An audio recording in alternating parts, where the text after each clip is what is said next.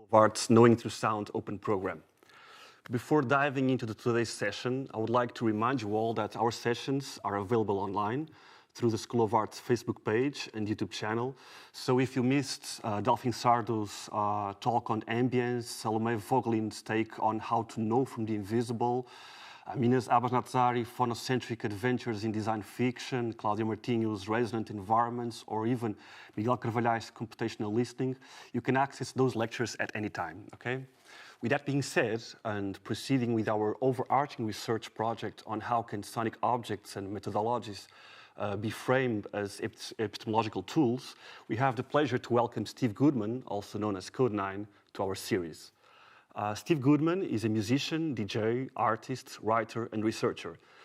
He recorded 3 full-length albums under the Kode9 moniker, all released under his own imprint, Hyperdub. The first 2, Memories from the Future and Black Sun, were outputs from his long-standing collaboration with the late vocalist and dub poet Steve Gordon, also known as the Space Ape. In 2015, Goodman released Nothing, which has been described as a treatise on existentialism in our surreal, cybernetic, and near-post-human age. Beyond his career as a producer, DJ, and a pivotal figure within the bass music scene, Goodman has been researching and writing on cultural and media theory, sonic studies, and cyberculture. A member of the now both extinct and infamous CCRU, Goodman completed his doctoral thesis in 1999 entitled Turbulence, a Cartography of Postmodern Violence. In 2010, he published Sonic Warfare, Sound, Affect, and Ecology of Fear through the MIT Press, and in 2019, as a member of the Audient Collective, he co-edited the essay Ontology and Sound and Dead, edited by Urbanomic. With today's theme in mind, to these brief biographical notes, I would like to add the 2004 sonic piece Bacteria in Dub, a collaboration with Space Ape, Luciana Parisi, and Miss Haptic, and Steve's participation on the 26th chapter of Urbanomic's Plague podcast series. Today's lecture, entitled Audio Virology, aims to further his investigations on the compliances between culture, biology, sound, technology, and mimetics, specifically through the foundations laid out in the Capitalism and Schizophonia chapter of Sonic Warfare. Under cognitive capitalism, virality is rendered as a measurement of success. The prosperity and therefore the validity of the units of content is accessed by the interdependence of its virulence, the ability to affect a host, and its contagion or replication level, its capacity to proliferate transversely across a system or a network, affecting new agents, bodies, or nodes. Thus, under the guise of such sociocultural hyperstructure, becoming viral stands as a pivotal target and constitutive component of cultural objects teleology. Such units, or memes, seem to respond directly to a series of quantification protocols, analytics, and statistics that map their rhizomatic advancement through parameters of visualizations, clicks, hits, accesses, identifications, or sharing rates. In that, audio virology is presented as a subset of the cultural virus construct proposed by neo-Darwinian thought.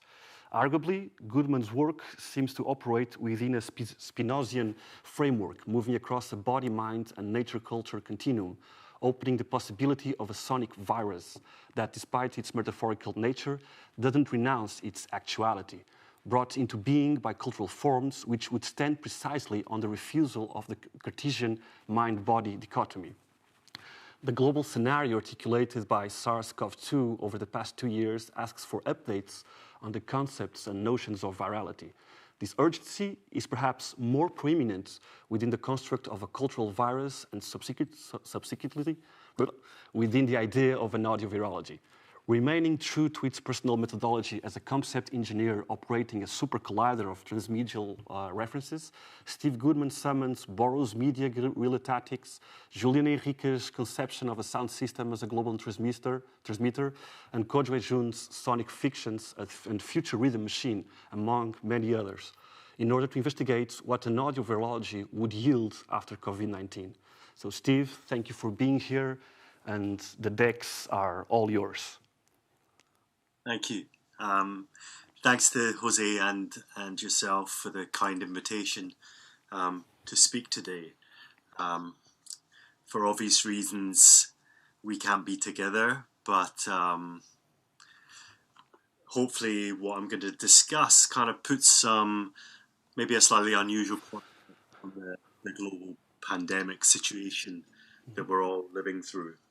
So let me just briefly outline what we're going to do for the next hour and a half, and then I'll give a short introduction. Sure. So the first thing I want to do today is just talk a little bit about the video we're going to play, and then after the video I'm going to kind of elaborate and take some of the concepts that were contained within it further. So after the video I'm going to give some examples, some additional examples of what I refer to as audio virology. Then I'm going to discuss some of the concepts that relate to that idea. And then I'm going to focus in on a strange pseudo-academic discipline of mimetics, which ironically kind of failed as an academic discipline, but may perhaps in tune with its modus operandi has become autonomous of any academic field as such. It has become a word, a contagious word that has infected all of our understandings of how the internet and social media operate. In other words, the meme, the discipline of mimetics. And then I'll talk a little bit more about the relationship between meme mimetics within the attention economy of contemporary digital capitalism, and then we'll see how much time we have left. So to begin with, I just want to just give a little bit of background to the video audio virology that we're going to show in the next few minutes. It was originally commissioned as an essay by Unsound Festival in Poland for the digital version of their festival, which took place at the end of last year. It was supposed to be an essay. I wrote the essay, which came out in the book Intermission, and I was supposed to attend the festival and give it as a lecture, but obviously circumstances intervened. So I ended up making it as an audio essay. I presented it to Unsound, and they decided actually we'd look at it with some visuals. So they paired me with a video editor, and we culled lots of visuals from YouTube and around the internet. And what you're about to see is the end result. So what is audio virology? Well, I'd say it's a set of discourses which stretch back quite a few decades, and I suppose came to their apex within cyberpunk fiction of the 1990s, where, for example, you had things like you had an idea of computer viruses as something which was simultaneously a computer virus which simultaneously was able to move between bodies and machines. So it kind of flattened out the distinction between bodies and machines. And within cyberpunk fiction of the late 90s, it really pulled together discourses from science fiction more generally, software programming, theoretical biology, medical epidemiology, marketing, branding, a very transdisciplinary set of discourses. And I always wondered, especially in relation to mimetics, I always wondered, what is the auditory, what is the sonic equivalent of this idea of the meme as a basic building block of culture, as a cultural unit of transmission. And so this idea of audio virology really came together through thinking about, what is the meme of the ear? what's what is the meme of the year, and also how does sonic affect get transmitted, spread, incubated, how does it mutate, and so on. Now, obviously, the fact that we're still in the middle of a global pandemic kind of puts a slightly different light on some of these discourses. So that's what prompted me to I suppose do some kind of update on the chapters that focused on audio viruses from my Sonic Warfare book from around 10 years ago. In other words, how does the global pandemic reflect on, refract, inflect these discourses about sound and virality? So if we could play the video now, please. I think we can. Yeah, there it is. Noise, noise, noise. The greatest single disease vector of civilization.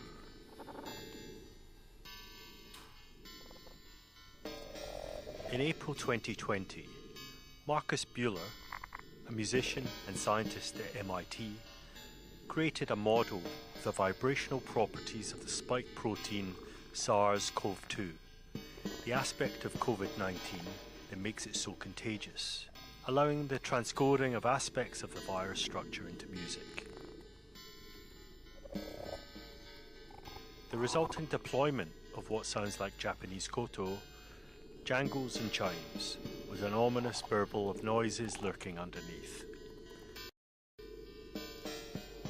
Viral counterpoint of the coronavirus spike was a multi-layer algorithmic composition that made objects at a nanoscopic level audible using a technique called transpositional equivalence, in which protein vibrations were brought into the audible spectrum while maintaining the key relative values of vibrations among amino acids. When we think about proteins, which are really the building blocks of all life on this planet, proteins are made from what we call amino acids, which are little particles encoded by DNA.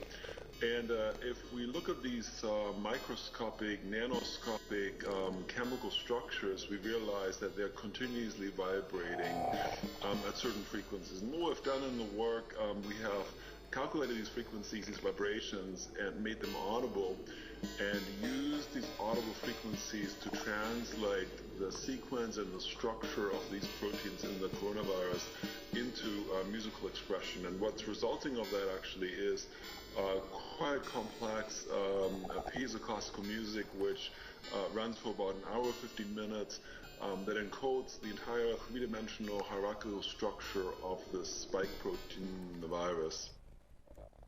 For Buehler, aestheticizing the virus offered the potential of some practical antiviral outcomes, making music from, and therefore opening a portal into, the language of proteins. Buehler proposed that sonifying a range of different viruses, their mutations, responses to changes in temperature, etc., could facilitate the comparison and analysis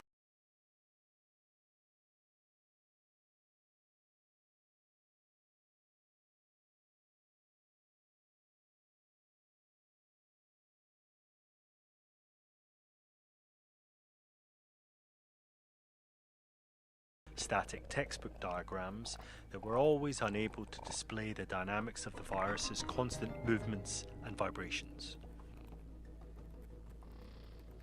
The virus basically tricks the human cells by pretending to be we call it a friendly visitor. It uses a lock and key mechanism to gain entry to the cells. The relatively benign sounding music doesn't really convey the deadly impacts this particular protein is having on the world. This aspect of the music shows the deceiving nature of the virus, how it hijacks our body to replicate and hurt us along the way. So, the music is a metaphor for this nature of the virus to deceive the host and exploit it for its own multiplication. how do we understand the language that DNA speaks to define, to design proteins that appear, like I said, in living systems, in pathologies like in viruses. And when we have a way of translating the protein structure into music, we can begin to learn that language. So you can imagine listening to the protein in this virus and beginning to understand how it functions, how it works. Now, the human brain can do that, and we can think about creating antibodies that would bind very well to the spike protein to prevent further infections. But another way of doing that is using artificial intelligence. AI is a really powerful tool of teaching an artificial neural network, an artificial brain, if you wish, to speak that language of proteins. Buehler wasn't the first to make music from killer viruses. Composer Alexandra Pajak, in her 2010 Sounds of HIV, made audible the patterns of nucleotides and amino acids transcribed from the AIDS virus. These projects can also be situated amongst formalist trends in generative music based on artificial life research, and more generally, neural networks and machine learning, in which the transposition of evolutionary genetics into sound is fairly routine as a template for automated morphological mutation. Less formalist, and dramatising the dark side of these artificial acoustic agencies through speculating on their weaponization, Buehler's transpositions also remind us of Swedish sound artist Leif Elgren's sonic fiction CD project, Virulent Images, Virulent Sounds, from 2003.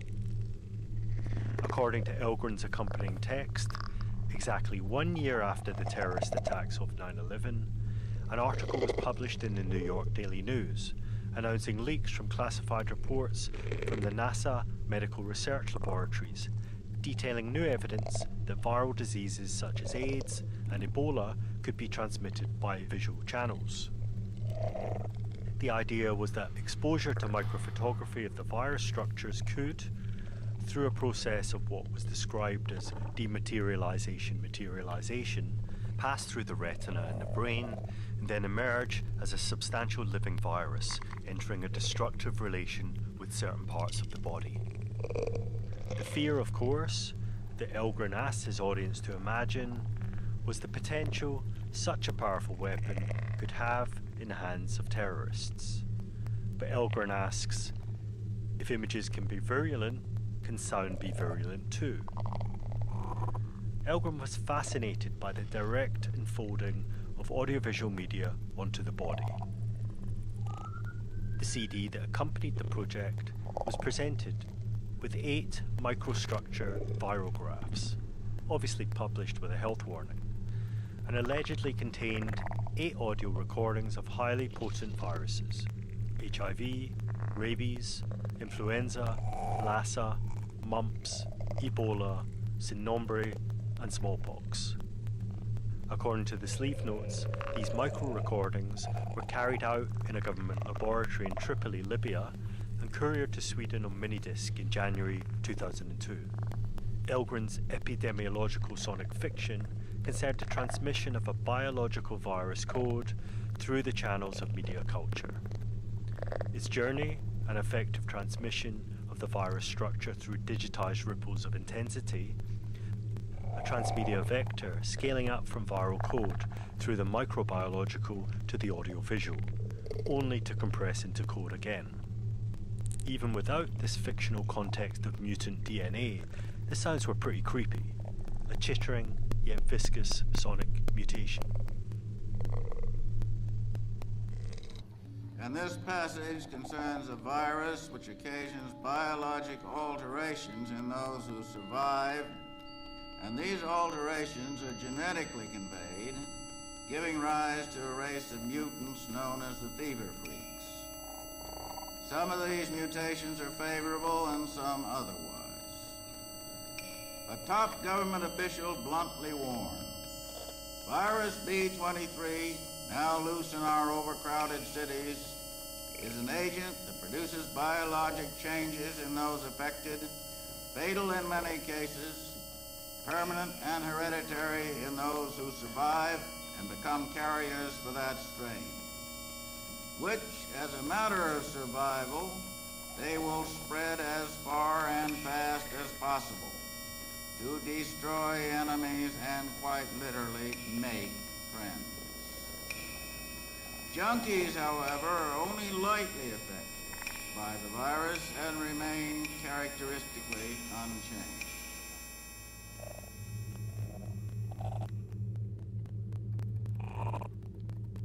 This trope of contagious media finds its predecessor in William Burroughs' 1970-1971 text, Electronic Revolution, his tactical manual for the use of audio tape cut-ups to provoke crowd violence, where he asks Riley whether a virus is perhaps simply very small units of sound and image.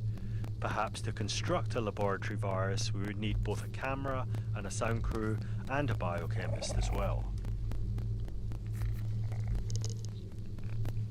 Here, Burroughs initiates what will become a recurrent refrain of the cyberpunk science fiction of the 80s and 90s, the virus as an anomalous entity trading between nature and culture, rendering that distinction irrelevant, as at home in the human animal as it is in machines. One can also feel Burroughs' ideas on cultural viruses with a dash of Spinozism course through the veins of director David Cronenberg, when he proposed that to understand physical process on Earth requires a revision of the theory that we're all God's creatures, all that Victorian sentiment. It should certainly be extended to encompass disease, viruses and bacteria. Why not? A virus is only doing its job. It's trying to live its life. The fact that it is destroying you doing so is not its fault. It's about trying to understand interrelationships among organisms, even those we perceive as disease. I think most diseases would be very shocked to be considered diseases at all. It's a very negative connotation. For them, it's a triumph. It's all part of trying to reverse the normal understanding of what goes on physically, psychologically and biologically to us.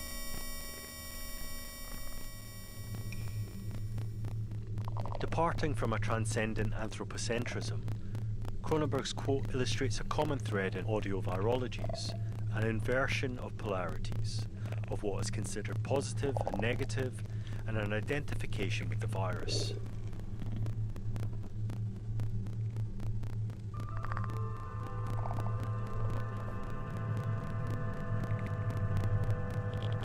In Ishmael Reed's novel Mumbo Jumbo, for example, the central protagonist is the Jess Grew virus, or what Reed calls an anti-plague.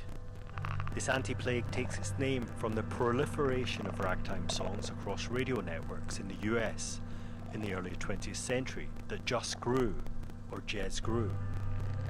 Jez grew was a particularly interesting cultural contagion because it cured its victims of the rhythmically regressive influence of Eurometric musical civilization. Instead of damaging the body, it could enhance a body's capacity to affect. Jez Grew was an anti-plague because it does not cause its host to waste away, but enlivens it. In Reed's fiction, it functioned as a weapon in a battle extended to cosmic proportions, ultimately entailing a contest between carriers of Jez Grew and the Atonists, supporters of the mythology of Western civilization, a clash between black and white magic. The Atonists of the Wallflower Order noted that Jez Grew slips into the radiolas and dictaphones. They therefore monitored media to follow the progress of the epidemic. Moreover, for the Atonists, Jez Grew was an epidemic germ designed for the end of civilization. Since the musical transmission of spiritual traditions such as voodoo that Jez Grew carries remain encrypted from the perspective of the Western episteme, the virus proliferates the side effect of triggering white anxiety over blackness. And yet, like hackers, Reed's African Americans have a distinct bioware customized to read Jesgru's program as anti-plague. Here, the musically transmitted virus becomes a black secret technology, and Reed's fable becomes an archetype of the Black Atlantic. It involves prophecy, and it involves conjuring, and it involves dance, and it involves mystery, and it involves painting, and it involves sculpture, and all the arts. It was like multimedia. And these rites were practiced in New Orleans, in our country, in the 19th century.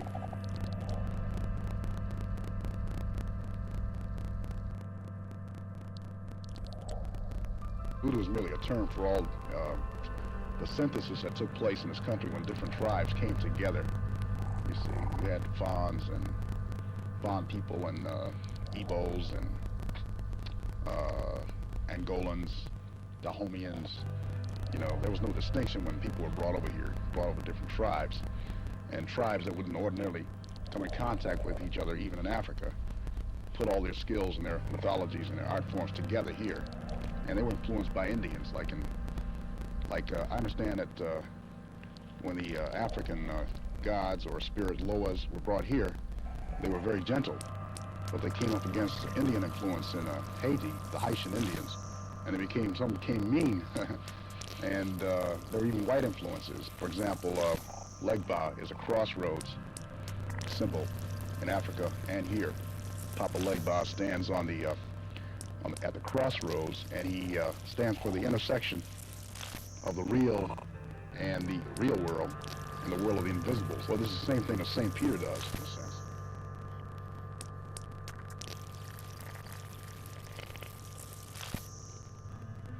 The Afro-American artists have been able to use the processes of this art form, which it really is, and I think take it farther. So you get ragtime. The same process that led to new spirits being created in South America with no antecedents in Africa led to ragtime here. Read an early anthology by James Weldon Johnson. He said nobody knows how ragtime came about. It just grew. You see, that's why I have just grew in mumbo jumbo as being a spontaneous rising.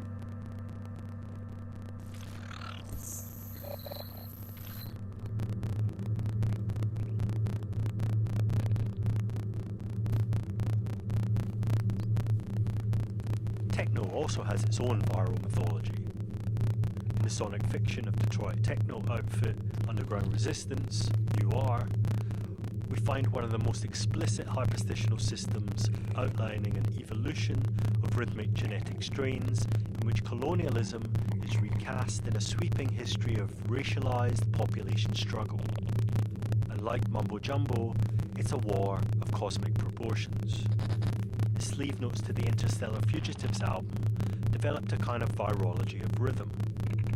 In a fictional report issued by the Intergalactic Bureau of Investigation, the city of Detroit becomes a rhythm machine, mechanically pulsing waves of rippling intensity across the urban skin, carrying sonic parasites to hijack your nervous system. For UR, these sonic warriors are carriers of a potent R1 mutant gene, and are referred to as digital Ebola guerrilla operatives with reinforced rhythm awareness capabilities. Activation of the potential of the mutant genetic strain, similar to Jesgru, results in the affective mobilization of populations in dance.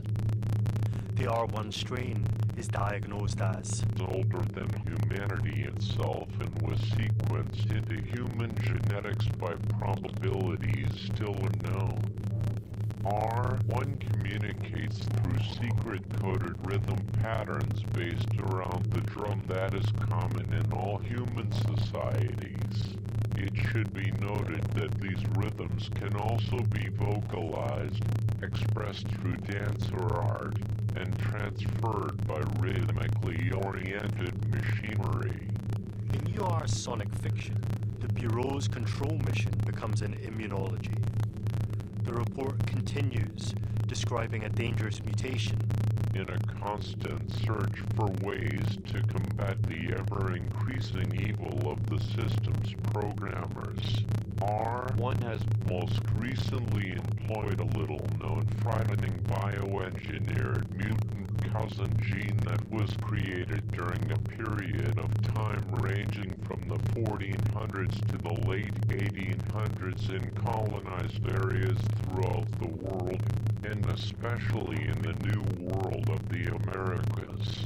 The cousin, which we will call Z for zero, to signify its complete erasure from history, was the result of illicit genetic breeding experiments performed on enslaved human stock of the R1 gene. This Z model was elusive, chameleon-like, unpredictable and final. See the maroons. And although it could deceptively function within any given society, it would only take true directions from R1 using its enhanced rhythm perception. It could decipher R1 directives from anything ranging from a field-work song to the rhythmic flow of a poet's lines to automated modern machinery.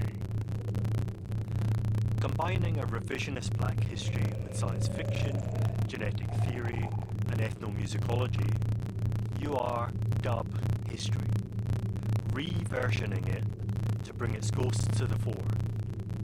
And yet, in an era in which going viral signifies success, UR's Techno Virology throws up many questions, and any celebration of the pandemic of techno over the last few decades is tempered by the whitewashing which this process entails. The rhythmic infection of the white body, infected by movement, but not, according to the report, the African spiritual dimension of the music, coupled with an economic parasitism. And yet, it is clear that for Reed and UR, these sonic fictions, these audio virologies, offer a vehicle for speculation, a means to politicize, strategically co-opt, tactically infiltrate, and sidestep the plague of white supremacy, to counter the autoimmunity and boundary policing of racialized cultural and economic systems resistant to change.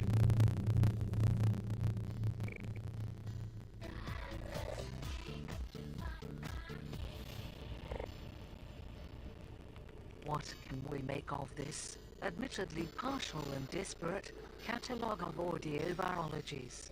Why do we need a concept of cultural infection when more neutral terms are available? In the age of pandemic, with a death toll of 1 million worldwide, is all this just in bad taste? Most of these audio virologies serve as a rhetorical response to the inhuman agency of an environment within which humans find themselves often helpless hosts. At minimum, these sonic fiction dramatize the sense that all is not well. At best, some have argued, inhuman coronavirus has proven capable of achieving what human radicals can only dream of, a global general strike. This music as virus metaphor has been formulated in a number of ways, and around a number of presuppositions relating to code, the concrete effects of abstraction, invisibility, and the latent power of decoding and deterritorialization. These are not merely songs about viruses. The analogy can take the form of an array of speculative conceptual probes, from Buehler's medical diagnostic tool to a device for analysing cultural evolution, for example the mimetics of earworms, through to sonic fictions of virality as an aesthetic method, for example cut up, dub, and remixology, or as a weapon in the battlefields of digital media networks. These sonic fictions often serve to open a dimension where sound and virus share means of incubation, transmission, infection, mutation, and threat. Recently, in an essay for the Quietus, David Tuke writes how corona mirrors the transmission and spread of music the memory system that flows through boundaries and territories, acting as a virus that continually mutates into spectacular new forms. The difference, of course, is that one is death, the other is life. And yet, at their most intriguing, these audio virologies often go beyond mere analogy to encompass a weird identification, a transvaluation that inverts polarities from negative to positive, allies with the threat, and attempts to repurpose, to make constructive its destructive energies. While the modus operandi of pop music has always been a proliferation of earworms, it was piracy and the centrality of digital replication which accelerated the contemporary virality of music culture and the immunoresponses of platform capitalism. These days, streaming stats look increasingly like an epidemiological survey. Creepy, avatar-fronted, artificial acoustic agencies haunt platforms as entryist Trojan horses, ushering in an era of algorithmic blandification. Going viral has become a synonym for success. Drawing liberally from theoretical biology, medical epidemiology, software programming, cultural theory, marketing strategy, and cyberpunk science fictions of biohacking that speculated on mutant entities able to inhabit freely the fissures of the nature-culture continuum, such virally tinged discourses peaked in the 1990s. In the 2020s, they have come of age. From a hype economy running on contagious marketing, the viral logic of digital capitalism, and the devastating infrastructural potential of weaponized computer viruses, not to mention Corona, reality has caught up. What are you incubating today?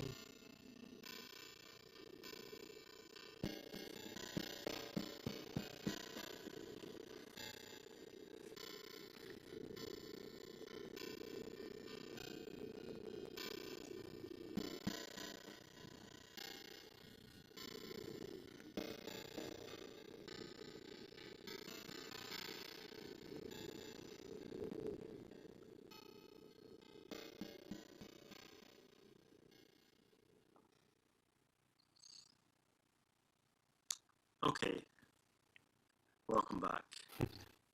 As you probably noticed from the end credits there, a lot of the music and the sound you were listening to was from some of the projects I was talking about, particularly some of the data sonifications of Marcus Buehler, and also the Leif Elgren's, the kind of chittering, crackling sounds were from Leif Elgren's project, Virulent Sounds. Virulent images, virulent sounds. Okay, so let's continue with this idea which was referred to in that piece, which David Toop, the music writer David Toop, refers to as kind of the metaphor of music as a virus. And I want to kind of drill a bit deeper into that idea. So there's a quote from William Gibson, the cyberpunk author, his books Count Zero. Bobby, do you know what a metaphor is? A component, like a capacitor. So I think this raises the question of, it's all very well calling something a metaphor. In other words, making a comparison between two things. But what if a metaphor is more like has a machinic process? So that comparison or similarity between two things actually has a kind of linguistic function and a cultural function. So we'll go deeper into this. A couple of quotes from Kojo Eshin's book, More Brilliant Than the Sun, also from the late 90s. Non-sound scientists like Richard Dawkins talks very happily about cultural viruses. So Richard Dawkins, in his book The Selfish Gene, which we'll, if we've got time, we'll talk a little bit about later, came up with the word meme. The meme as the cultural equivalent of the gene. What the gene is in biology, the basic unit, the meme is in culture. So Richard Dawkins talks very happily about cultural viruses, argues Sadie Plan, but doesn't think that he himself is a viral contagion. Migrating from the lab to the studio, sonic science not only talks about cultural viruses, it is itself a viral contagion. It's a sensational infection that is spread by what Ishmael Reed terms anti-plagues.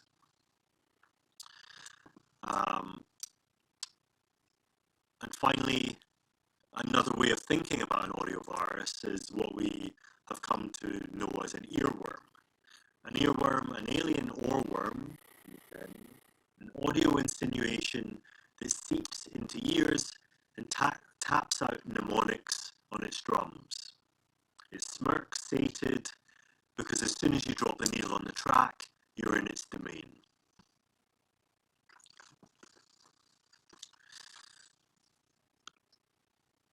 So, in the video, but more generally, we could say there's a number of ways in which this idea of the audio virus is taken up. In the video, I talked a little bit about digital sound design, so AI-driven data sonification of virus and protein structures. Viruses also have been deployed within generative music that uses evolutionary genetics and modeling as a way of creating evolving and mutating musical form. Also, the examples we gave of Leif Elgren, Underground Resistance, Ishmael Reed, and William Burroughs are all sonic fictions of viruses within the field of electronic music and science fiction. And I mentioned it briefly, but there's a lot more to be said about the way in which particularly cognitive psychology understands ideas of earworms as essentially little catchy tunes that get stuck in your head. The idea of viral marketing has been very popular since the birth of the internet as a kind of cheap way of marketing, a zero-cost marketing, which basically the idea is that the message itself does all the work because it propagates itself through a population. So ideas of cultural viruses are at work within marketing and branding culture, and specifically audio viruses as sonic logos or sonic branding or acoustic messages through which branding or marketing signals are delivered. And this all takes us towards takes us back to Richard Dawkins' neo-Darwinian concept of the meme. Before we turn to that in more detail, just want to outline quickly the basic components of what an audio virology would consist of. In other words, the transposition of virus concepts into sound and music culture. So that's concepts of incubation, transmission, infection, mutation, and strains. So incubation refers to the conditions of emergence of an audio virus. Its transmission is spread through cultural networks. Infection, the way through intense interpersonal encounters. Sonic viruses pass from one body to another. Mutation, which is very important when we come through to talking about mimetics. The way in which what's referred to as an audio virus mutates over time, evolves, is subject to environmental pressure, which changes its form. In other words, it's aesthetic evolution over time. And an audio virology gives us a kind of allows us to see the conventional vocabulary of music culture, style, aesthetic styles, genres, and so on, as virus strains of different virus that interrelate with each other symbiotically. Okay, so in the last, got 15 minutes to do this. I want to drill a bit deeper into this idea of the meme, or the origin of the meme. May perhaps, I think it's an open question how we relate these ideas to what colloquially in everyday language now we refer to as a meme, which usually is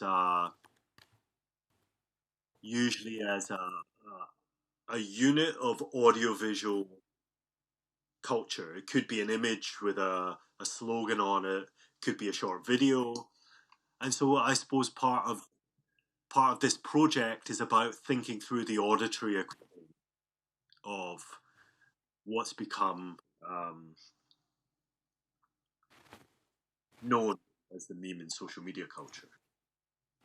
So memetics, the idea of the meme, which is developed in Dawkins' book Selfish Gene, but also in his essay Viruses of the Mind, is a neo-Darwinian supposition perpetuated by academics, journalists, viral marketers, and software developers. It's kind of an academic discipline that never quite got off the ground for various reasons, various methodological reasons, but somehow has managed to become autonomous from that and become extremely virulent in culture.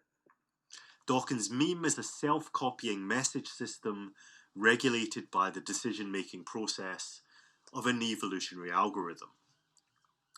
Darwinian, so the algorithm is to do with the survival of the fittest.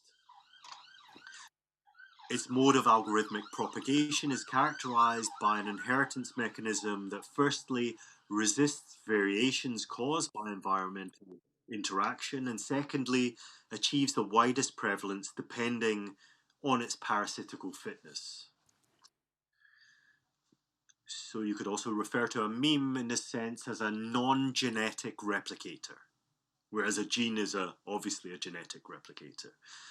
So the meme is a replicator determined by a set of rules that compel it to fight for survival in the so-called meme pool, the cultural equivalent of what we understand as the gene pool biologically. In other words, the memetic code spreads by advantage using, for example, an audio clip as a carrier or host to increase the viral contagiousness of the idea within it. The similarity between a population of minds and a computer network, Dawkins argues that the mind, like a computer running viral software, becomes an arbitrary vehicle or medium existing in a randomized evolutionary search space. The memetic code attaches itself to these vehicles, seeking out others, which in turn play host to the most successful replicator programs. So often in the discourse of memetics, a common example of where memetics intersects with music is in the evolution of birdsong. And that's an example where the biological and the cultural come together in an interesting way. Other examples of memetic imitation within musical culture, in her book The Meme Machine, Susan Blackmore uses the example of a catchy musical tune. A number of these tunes, for instance, a sequence of notes played on a piano, infect the listener's mind, using it as a vehicle to get to the meme pool, where tunes can then compete for survival. Once the evolutionary algorithm runs, all that follows happens at the expense of other, less contagious tunes. Competition is often fierce. As Blackmore proposes, there are more memes than vehicles. Like this, the mind that receives the tune becomes like a tape machine that is always switched to record mode, but only retains the best coded meme. So what spreads through a social network is usually attributed to two largely within the discourse of mimetics, uncontested logics of resemblance and repetition. The idea of resemblance is the idea that the meme can be understood like a gene, so the resemblance between a meme and a gene. So cultural contagion is assumed to correspond to a distinctive biologically determined unit. This is unquestionably a mechanistic virality, which is analogically compared to the canonical imprint of genetic code. So already I think it's important to question this analogy between the meme and the gene if we're going to begin to unpick this language of cultural viruses. And secondly, repetition. What spreads is said to occur in a representational space of collective contamination in which individual persons who become part of a crowd tend towards thinking in the same mental images, real and imagined. So the idea is that the reasoned or the rational individual is seemingly overpowered by a neurotic mental state of unity unique to the crowd, which renders their subjectivity vulnerable to further symbolic contagious encounters and entrainments. This idea, this explanatory power of the mimetic algorithm, proposing that it produces media, biological and technological, that become progressively more evolved through the survival of the fittest, more prosperous vehicles designed purely for the fecundity, in other words, the fertility of the cultural virus, the longevity and the fidelity, how efficiently it copies itself of the memes. Mimetics attempts to go beyond the need for a transcendental designer god and the conscious self, defined by the agency of the human soul or free will. With an intriguing mode of filiative evolution that determines cultural propagation by way of an illusionary consciousness state, what mimetics calls the selfplex, structured around the reality of the memeplex. Both the illusion of the self and the false claim to free will are themselves due to memes that get inside the human physical system and persuade it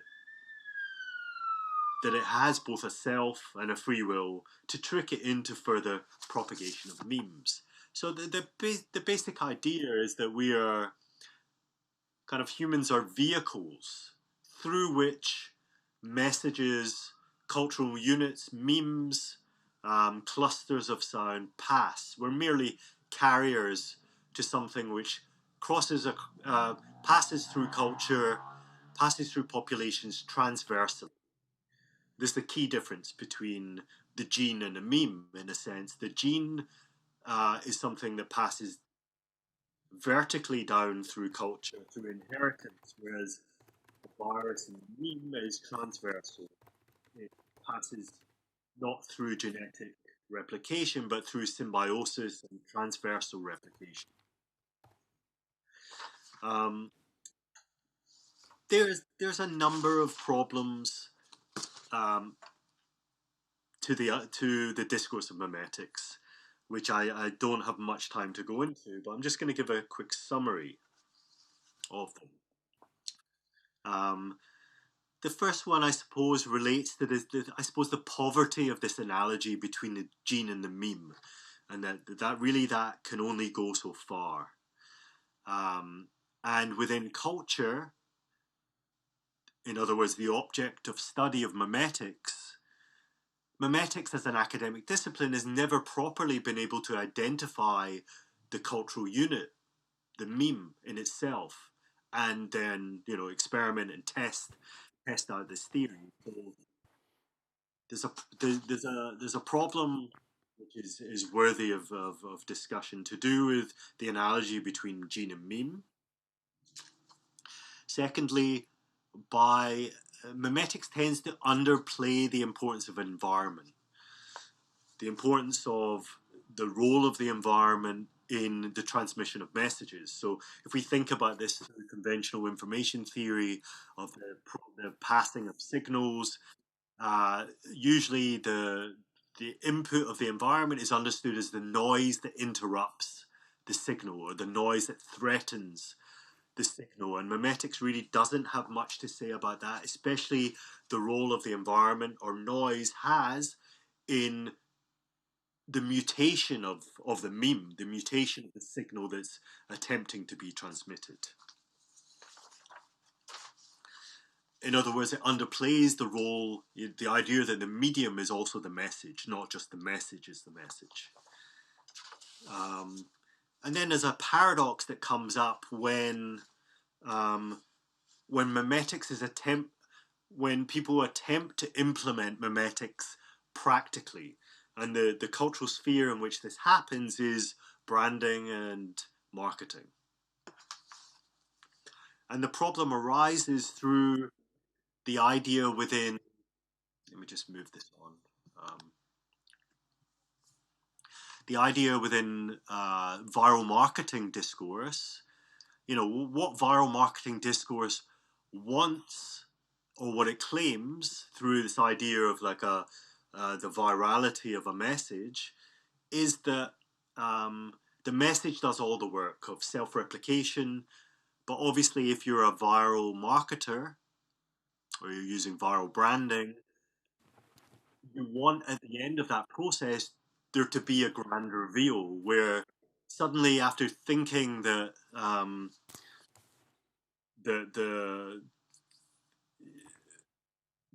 you were coming across a message perhaps serendipitously or spontaneously or coincidentally, that at the end of the process, the viral marketing message reveals itself as promoting a product. And so there's a tension here, there's a paradox here between this kind of mysterious, magical quality of that viral marketing tells itself that it's using, and the fact that it always has to demystify itself at the end of the process because it's always interested in selling a product or promoting a product.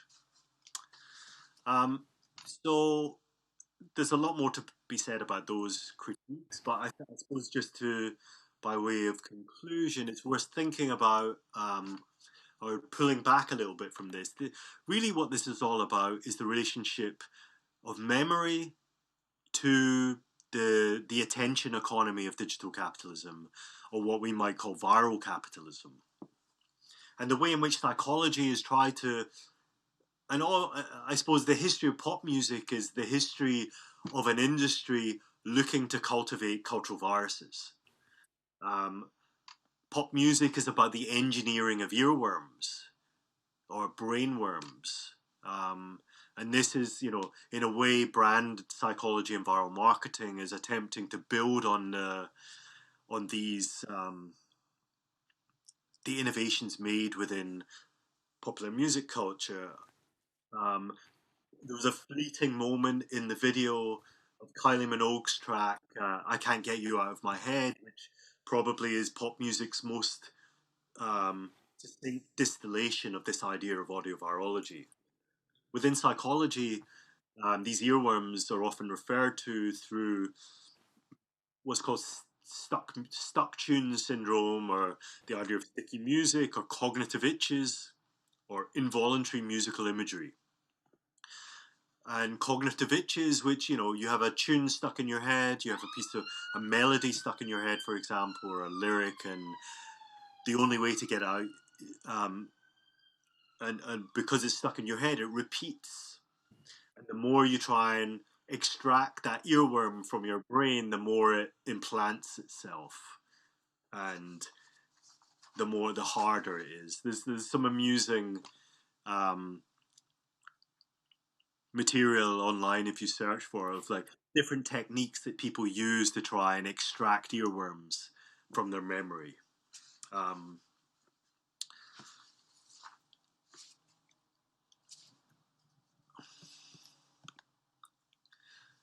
I mentioned it briefly in the video, but within Afrodiasporic electronic music culture, through sonic fictions, the idea of the audio virus, in a very different way from within marketing and brand discourse has been taken up through the idea of the dub virus, the dancehall rhythm method, or, as I mentioned in the video, underground resistance, viral sonic weaponry. So just to conclude, if anyone's interested, here's some of the material that, if you're interested, you takes this a bit deeper. There's a number of things I've written, and then the Dawkins references, and I think probably one of the best books for dealing with the critiques of memetics is Tony Sampson's Virality. And I haven't had time to talk about it today, but interestingly, he uses the French sociologist from the late 19th century, Gabriel Tarde, who develops an alternative to memetics through his idea of the imitative ray or wave that spreads through culture, a kind of mimetic wave that spreads through culture. So I think I'll leave that there, so we've got time for some questions. Thank you, Steve. That was awesome, and I would like to personally thank you for including Kylie Minogue in your playlists. I was just thinking about the Carly Jaspen's hits, "Call Me Maybe." It was another pop hit that was really viral a couple of years ago. So before opening the session for the Q&A, I'll refrain myself and ask just two questions that I think that are connected through different scales. So the first is directed to the framework in which the notion of an audio virology arises. So you've mentioned in your talk and essay a concern with anthropocentrism and the need to surpass such predicament in order to undermine the hegemony of a single localized position or experience. However, research and discursive vectors attempting to think with or as non-human persons, and I'm mentioning like all of these discourses that have the xeno prefix. In those discourses, isn't there an inherent risk or even a fatality of actually fueling the assimilating capacities of an anthropocentric position? Because if to know a world is to build a world, knowing that world feeds back the human under the guise of the human. So isn't like this kind of anti-anthropomorphic discourse couldn't be like a way of actually fueling the notion of a transcendent human that is capable of understanding other epistemologies? I think that would be like the first level of the question, and then moving forward to the models that you've presented. So regarding those sonification models, isn't there a similar predicament? Like in this case, by overextending models beyond their initial theoretical scope. Like when Alexandra Pajak, while describing her Sounds of HIV album, claims that we are literally, and I think this is the key element, we are literally listening to HIV. I cannot avoid to a certain suspicion how much of the HIV is ever present in transposing it into semantics and syntax and notational systems of music. And the same thing can be asked for any kind of visualization, for that matter. They are models of, they are brought into the realm of the human intelligibility.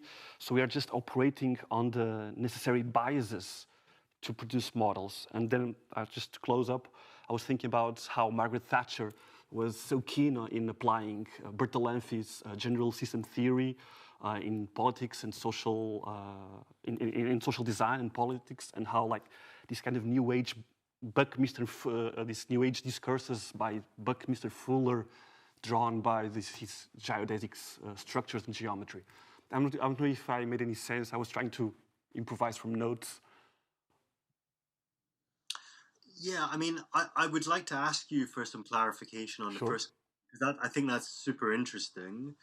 You know, the idea that you could end up with the opposite consequences of what you're intending through almost giving too much weight to the non-human. Mm-hmm. So I like a little expansion of that point, because I'm just genuinely interested. I think it's an interesting point. The overextending issue, again, I'd like a little bit more clarification. Okay, I think they're very important questions, but I'd like you to just push a little bit further. Sure, I'll try to do it as briefly as possible. So, to me, the argument of the first, or the basic argument of the first question would be like, if you, and this is quite common now, and I believe it was one of the main problems with speculative realism. I remember an essay by Robin McKay, and actually he was kind of perplexed on how speculative realism found so much resonance in the arts due to the fact that speculative realism was kind of a forecasting beyond the human asymptote. So bringing it into the aesthetics, it was kind of weird. And in that, I would say that any claim of an ability to think with or think as a non-human would also yield or entail the capacity of the human to think outside itself, and thus being able to escape like Wittgenstein's prison. So in that would be like a feedback back into the initial position, and maybe with a more, to use your terms, virulent aspects, where you actually forget that when you are capturing data or information, you're not actually capturing, you are forecasting it, or you're imprinting that data in what is being measured or analyzed as your own epistemology. So this kind of Zeno maneuver, this is really a personal, genuine question, because I'm having a hard time to understand how wouldn't this be like a fortification of Anthropocene or anthropocentrism in itself. I'm not sure if this was a good clarification or not. Let me try to just address that in some way. I mean, I think it's a very important question, because firstly, I think I think it's right to place this idea of audio virology within the context of speculative realism, with all the problems that entails.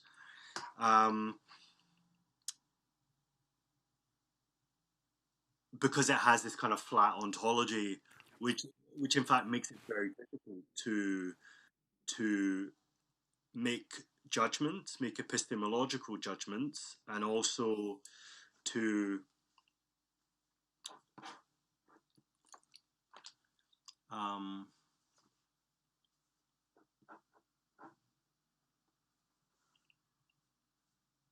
we could leave it for other time if you prefer, because no, I think it's an important problem, because it's a problem with affect theory as well, which was central to my book, and it's something that in the last couple of years I've started to think about a bit more, which is the problem with affect theory, and by implication theories of, or at least the way I've framed theories of cultural virology, is that they ignore epistemology, or they tend not to formulate epistemology in particularly convincing matters. So I think this is an important question, because it points to a gulf or a void within the discourse of affect theory and speculative realism more generally.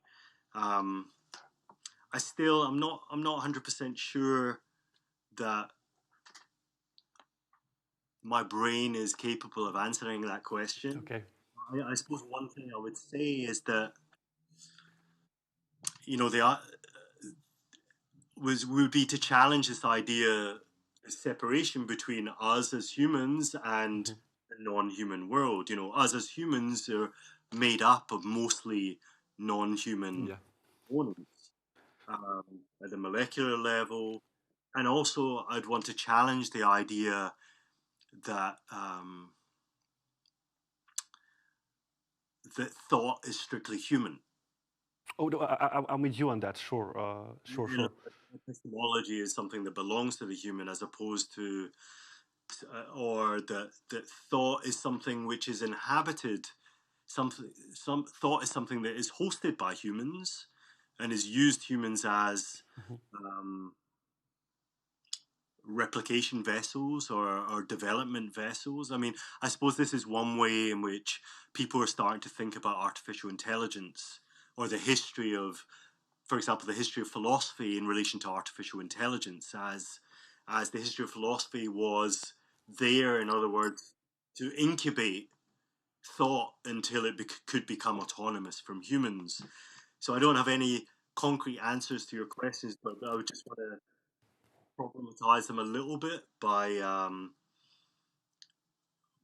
throwing into relief this distinction between the human and the non-human, because what we understand to be the human is composed of mostly non-human. Okay, yeah. No, I think you're mentioning when you mentioned that this course that that tries to correlate philosophy and I believe it's general artificial intelligence. By it's mainly to my knowledge largely based on Reza Negarestani's Intelligence and Spirit program. No, and I think you mentioned something that's really important. That's this idea of functionalism, like the thing or the mind or the thought, or the mind in itself is not what it is, it's what it does. So if something performs as a thought or as a mind, it is not already precluded to the non-human. So a non-human might be able to have a mind if it performs as such. Right? This would be like Turing versus Searle argument. Were you going in this kind of direction, or am I just completely lost here? Loosely, I'm aware that Rez's argument, that's part of Rez's argument, although I don't know it in enough detail to deal with what he said to do with Turing and Searle. I suppose the other point I'd make to do with the Robin Mackay essay that you mentioned was that these, audio virology didn't come from speculative realism. As I've tried to outline, audio virology was existing in fiction and non-academic cultural discourses for several decades now. So it was already, and it existed as a kind of tool of speculation of like what if we got rid of, what if technology took us beyond the distinction between humans and machines?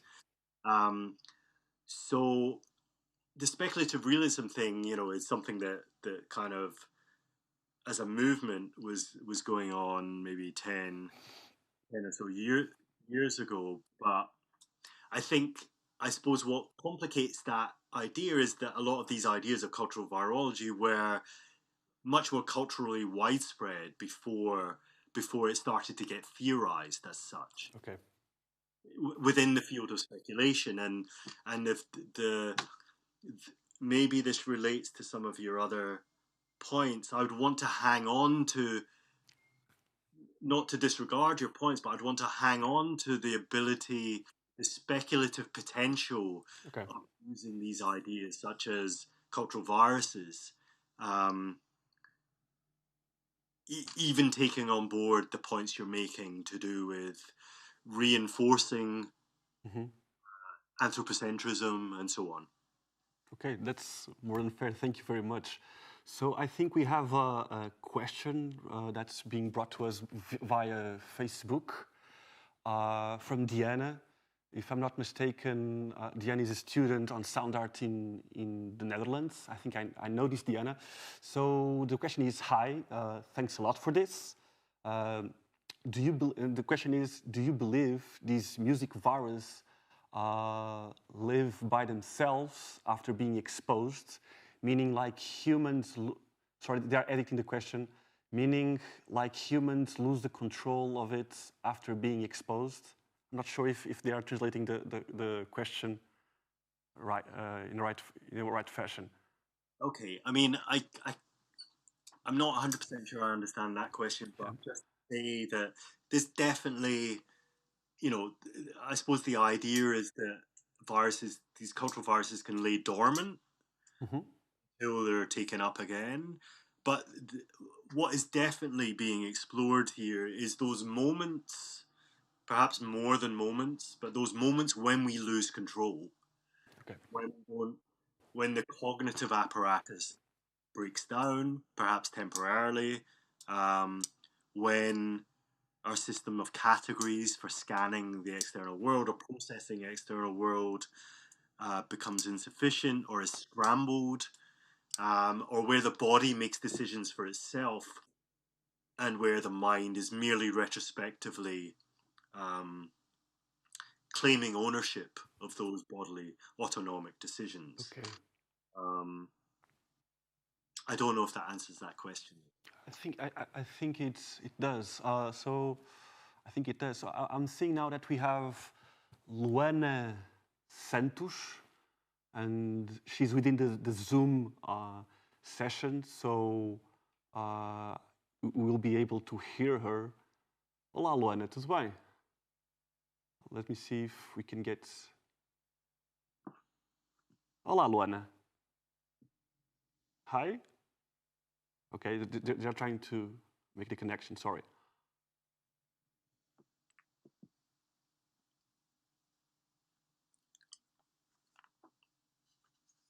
Okay, there's Luana here.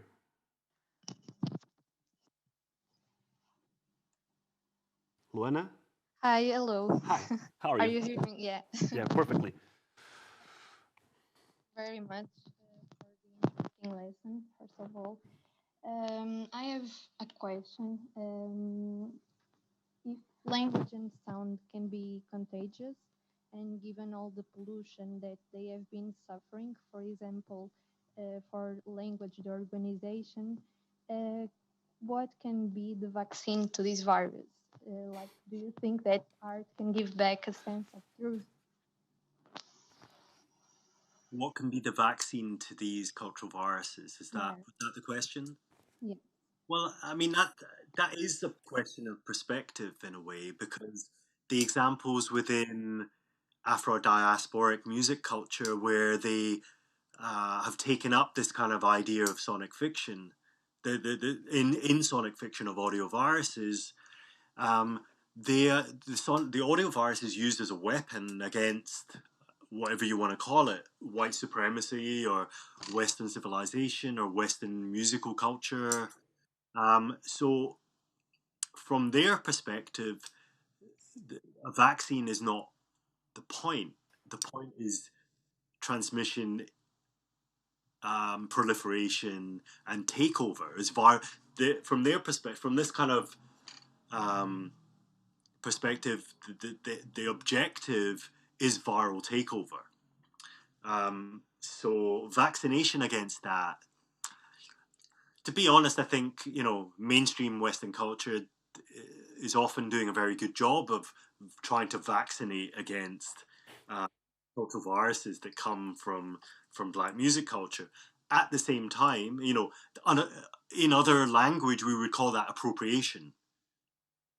From the perspective of these sonic fictions, we call that viral propagation. But we have a language for the idea of the assimilation and the recuperation of cultural viruses that come from the outside of mainstream culture, and that's the idea of appropriation.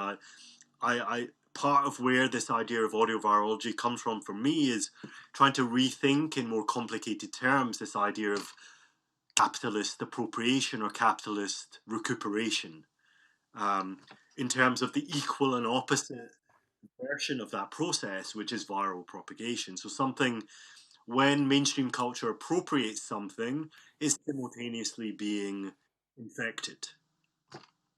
So I suppose that's one answer to that question. From another perspective, of course, with something like, with a cultural equivalent of a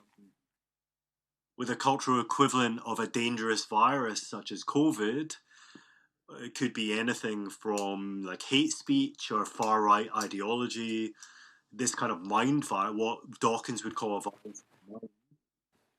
I mean, he also expands that to talk about all religions as viruses of the mind, but he's kind of crazy, and we can bracket a lot of ideas. But if we think about how do you vaccinate dangerous cultural virus, how do you vaccinate a culture against dangerous cultural viruses, then you bring up a whole series of issues to do with post-truth culture and what is the status of truth and reality in our heavily saturated cybernetic culture. And that can be a strategic question. Do you? I mean, how do you? Where is the virality? Is it the whole culture that is viral? That, in other words, it can't be resisted, and therefore the only response to it is to be this. I suppose would be the accelerationist response. The approach would be to be more viral than the mind viruses that exist out there. Or a more conventional response would be, as you're asking, how do you vaccinate against these dangerous cultural viruses? And I think contemporary culture is an ongoing laboratory, an ongoing experimental site for how to deal.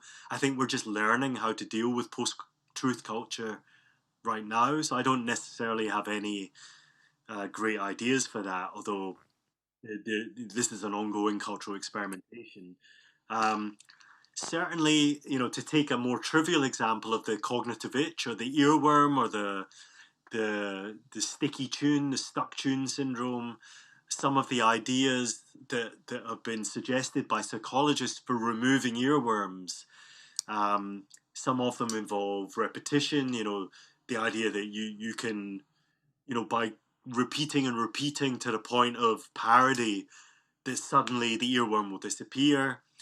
Or what's called substitution, replacing an earworm with another earworm, or transplantation, giving someone else the earworm in the hope that you will extract it from your own memory.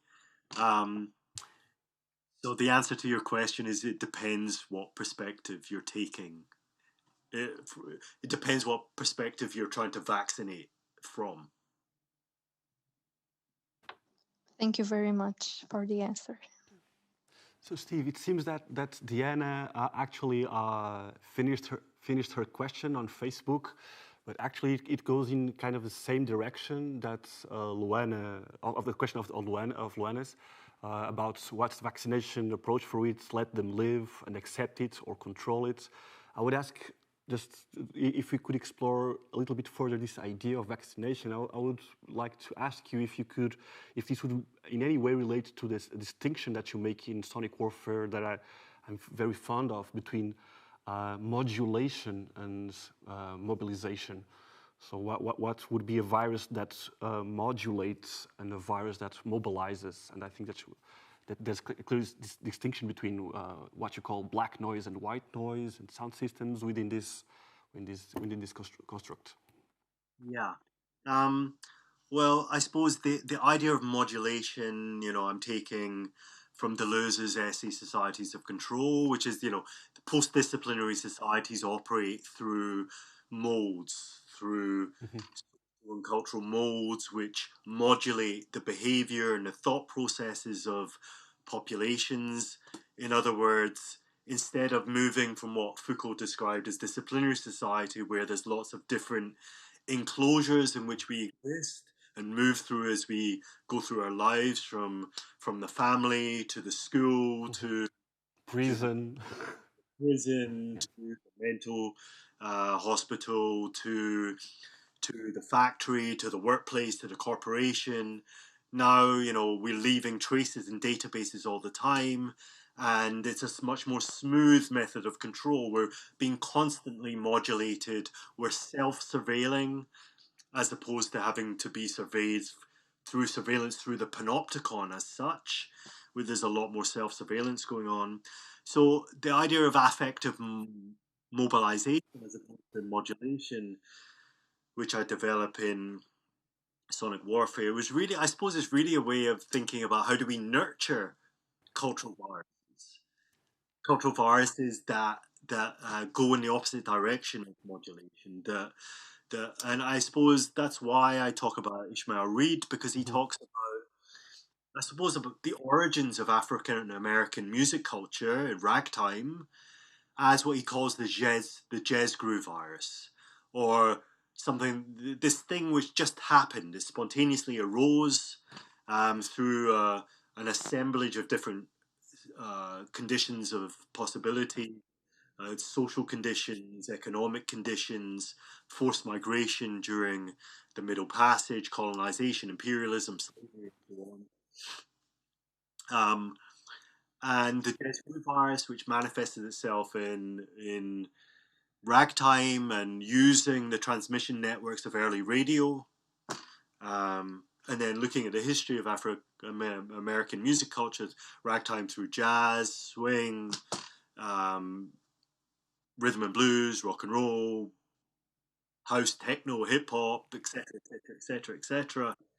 These are examples where, and Ishmael Reed refers to Jez Grew not he calls it a virus, but he also calls it an anti-plague.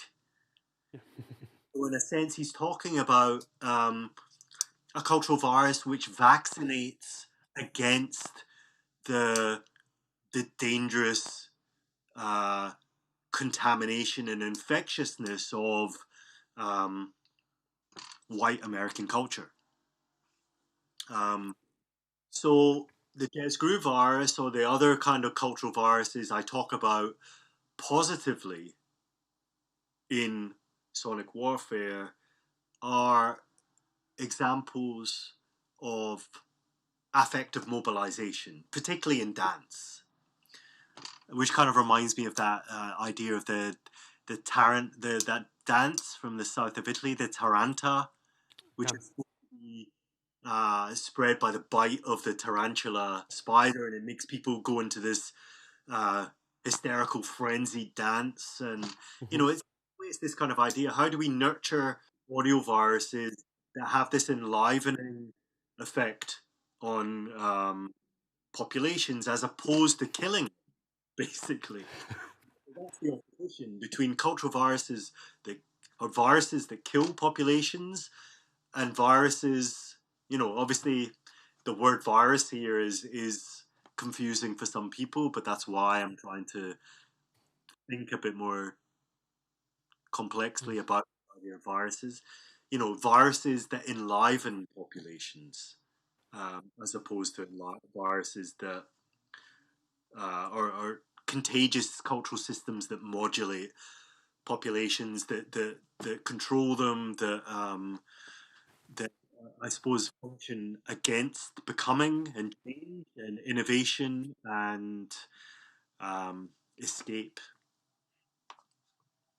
Yeah, it makes a lot of sense. Yeah, I think Tarantella is an excellent archetype of this the kind of viralness, virality, and even sexuality.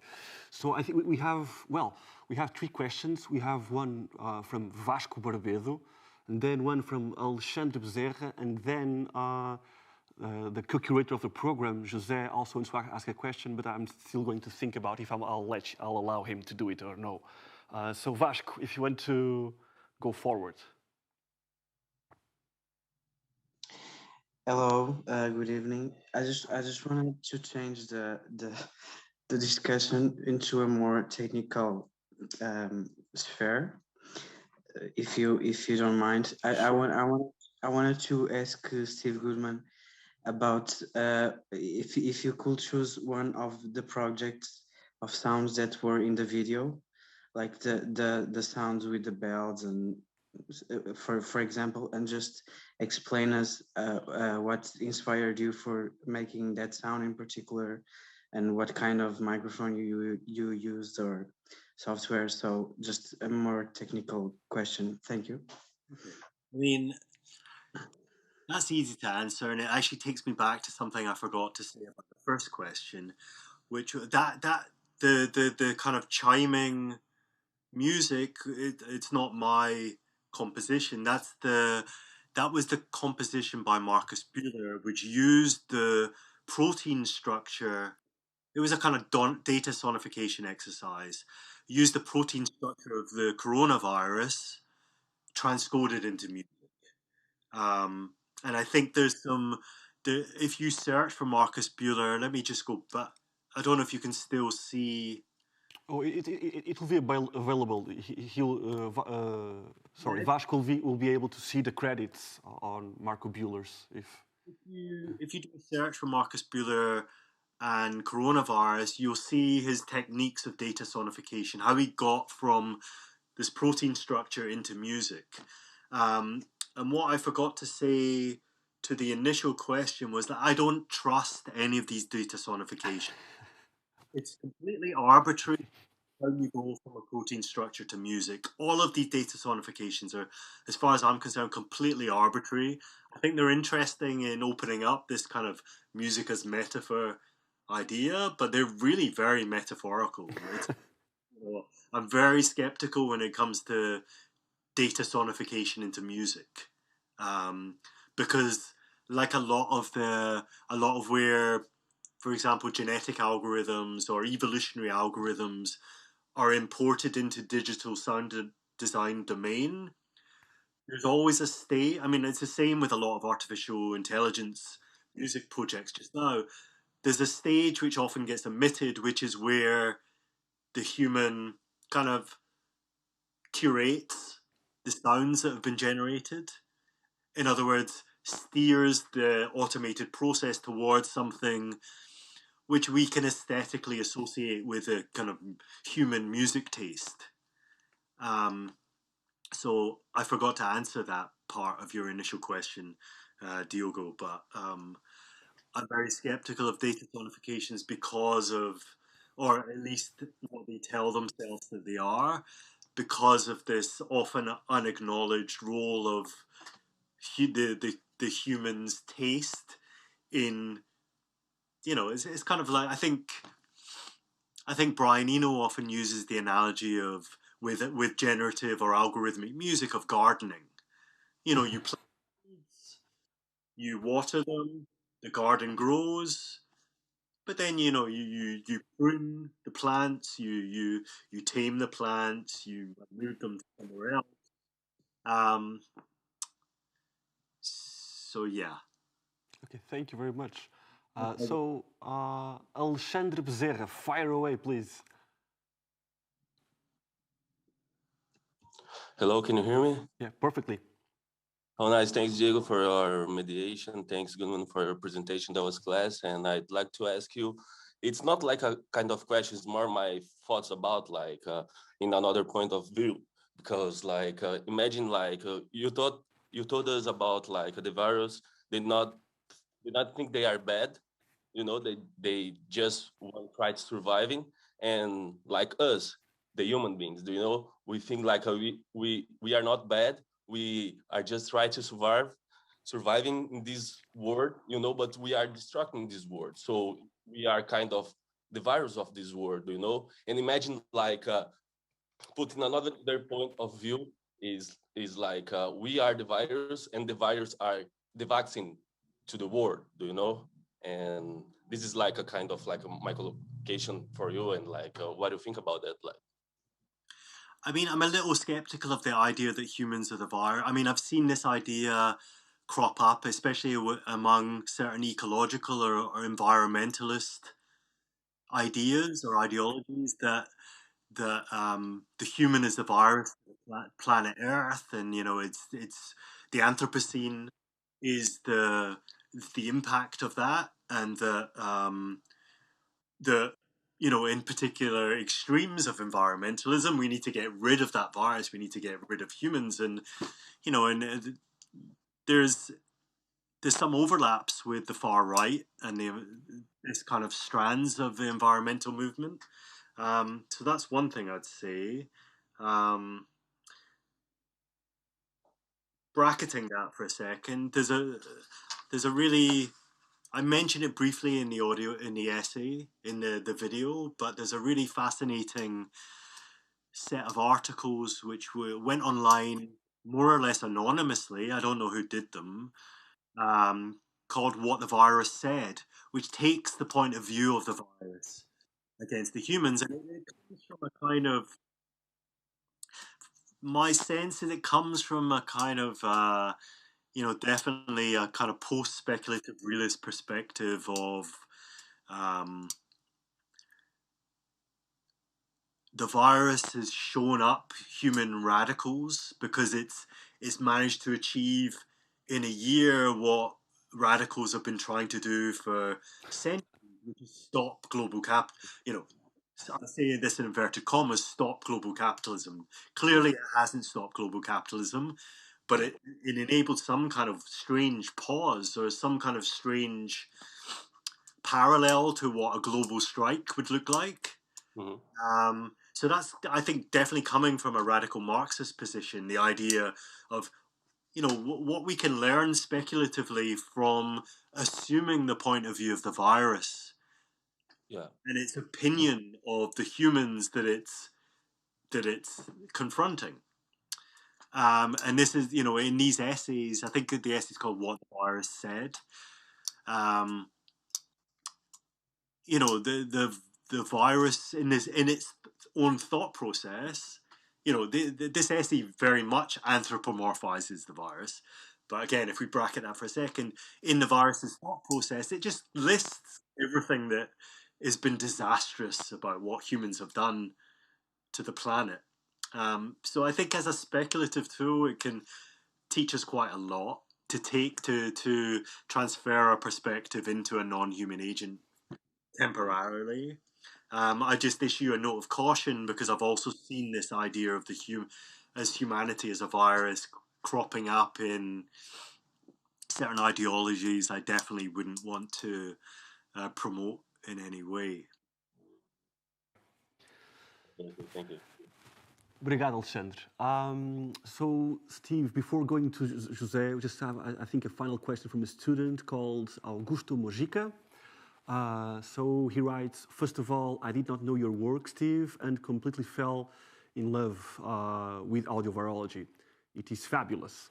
Secondly, I'd like to know if you believe, is there any will in viral constitution and in teleology besides plain replication, such as a drive that would emulate a conscience spread throughout the vessels of individual viruses themselves, something responsible for iterating the mutations and updates on the program within?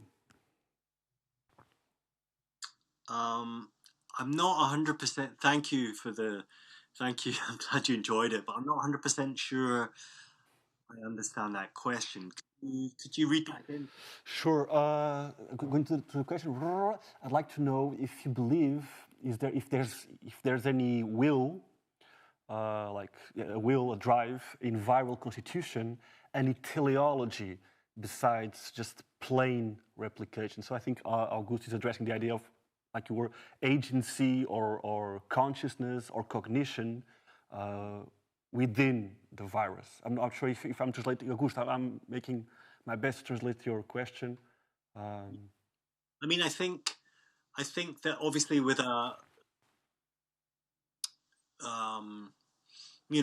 every entity, to use Spinoza's language, has a connotation, which is kind of like, the will to self-perpetuation.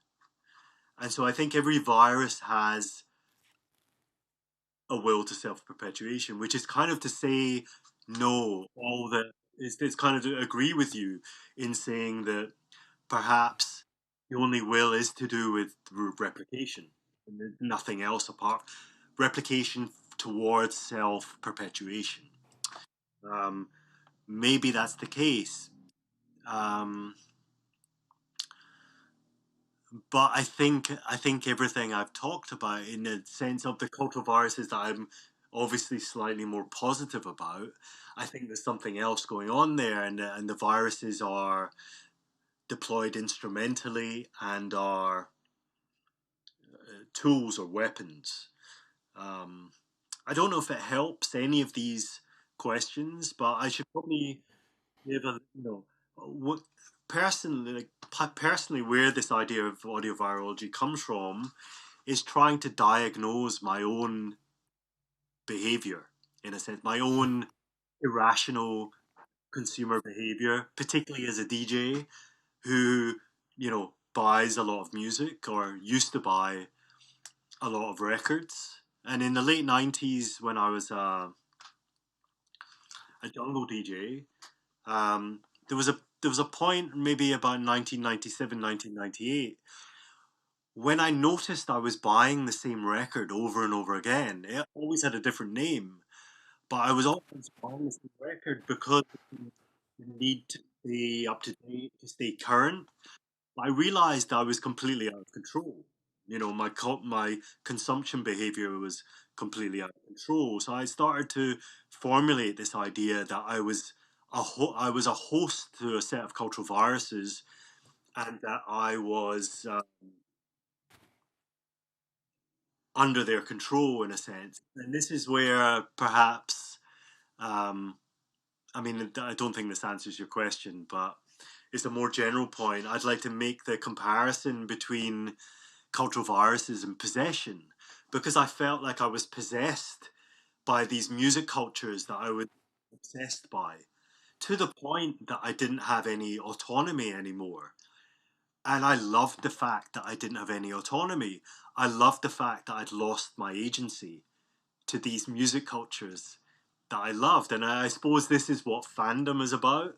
This is what obsession is about.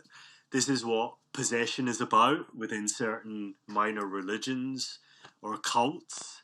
You know, how do we become possessed by cultural processes?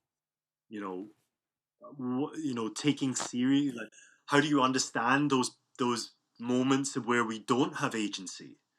And how do we understand the substrata of agency?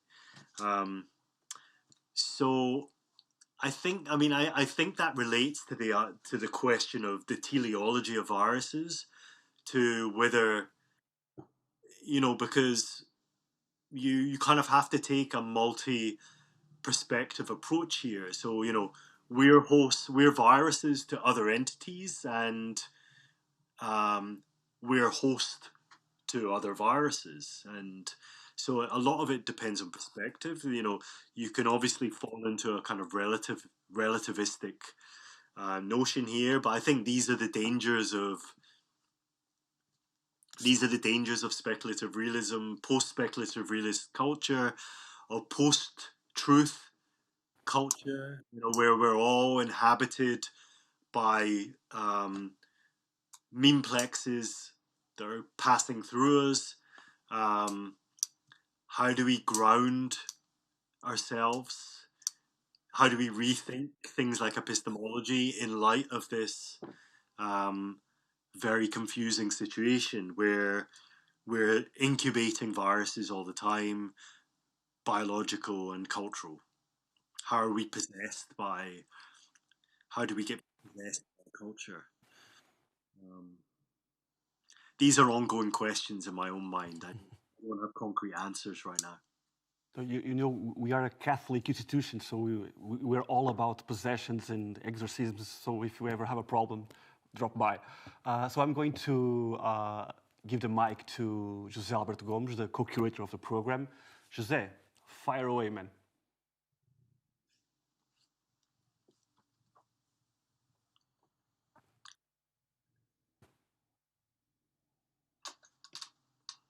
José? Okay, so I think I'm on now. So we already passed hour. I don't want to take you much more time. Steve, thank you a lot. It was a wonderful presentation and a wonderful conversation. First of all, I'm very glad that you have your opinion about data sonification. You saved the moment about it. About my question, you already addressed it a little bit in your last question. My question, I imagine, I understand that you are in a different level of awareness about the audio virology. So the both and the bad, the good one, the cultural one, or the bad virology. So as an individual, as an artist, as a creator, how you deal with it? Because sometimes probably you don't understand that you are a vessel or a host, but I can imagine that most of the time you realize it. So you take the ride and enjoy it. You lay down and cry because you are only a small vessel in a crazy network, or you try to make part of the mutation, or you are active in a way as an individual, as an artist. That's a fascinating question. I mean, before I even started to hype it up as a label, I'd written about it as a cultural virus that I was infected by. And so it took on this kind of hyperstitional dimension where I was kind of already trying to diagnose this obsessive behavior about certain musics that I loved and where the agency was, like how, okay, I was a DJ, so there was, and I was a producer, so there was some kind of agency there already, but you know, when I started to become conscious of being possessed, being infected by these cultural systems, you know, a part of my practice, I suppose, is in nurturing certain cultural viruses. I mean, I've always understood myself as a host to the musical movements that speak through me, in a sense, that end up coming out in whichever form when I make music. But you know, that's the result of a much broader cultural processes that are operating through me, that I'm a host for, and that I have some agency in steering in certain ways. And obviously, you know, when you run a record label or you're a producer, you're constantly making decisions about where to steer, um, the assemblage of ideas and affects and concepts and perceptions that you're inhabited, that inhabit you. So I suppose part of the way I deal with this, apart from just operating like any record label or producer does, is by simultaneously theorizing the virality that is operating through me and fictionalizing it. So I'm trying to operate on three levels: the practical level of music making, the fictional level of kind of speculative, you know, bracketing the agency completely and understanding myself as completely driven by what I'm possessed by, and then the theoretical level, which has to be more nuanced, where you have to try and demarcate a border between where the possession stops and the agency begins. So I suppose my answer is it's a you know, the way I practically implement cultural virology is happening at these three levels of musical speculation, fictional speculation, and theoretical speculation. Wonderful. Thank you.